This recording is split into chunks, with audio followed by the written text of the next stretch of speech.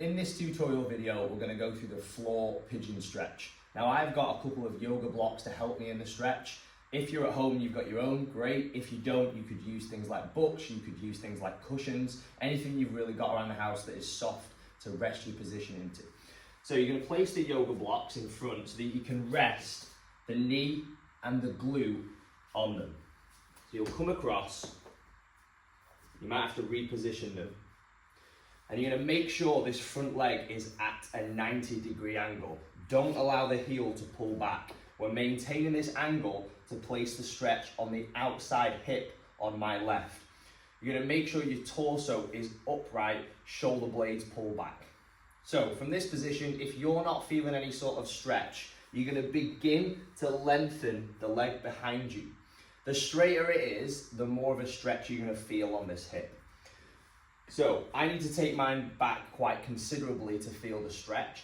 Now, what people will tend to do as they straighten the leg is they'll allow their hips to rotate out to the side. This takes all the pressure off this hip on the side. You want to make sure the hip of the other leg is pulled round.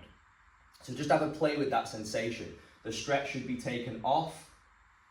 The stretch should now be placed on. And again, you're going to have to find your rear leg position that best supports this. Now, if you're still in that position and you're not feeling any stretch on this glute, you can take the blocks of the support away. Now, I feel that a lot more. Okay, so it's up to you whether you need them or whether you don't need them. So on the program notes, you're likely going to be prescribed a passive hold where you're just held at the top position. And I might even tell you to come down and to perform holds at the bottom. And I'll give you the time frames for that, so make sure you read the description on the notes of the program. If we want to make this a little bit harder, we can begin to take our hands off and start to work through repetitions without them. Now that is a little bit more advanced, so it's completely up to you. But I will tell you in the program notes on the app how long to hold it for and what position to be in. I just want to really reiterate how important it is to make sure this hip is pulled forward so it stacks your torso in a center position to feel the stretch on the outside hip.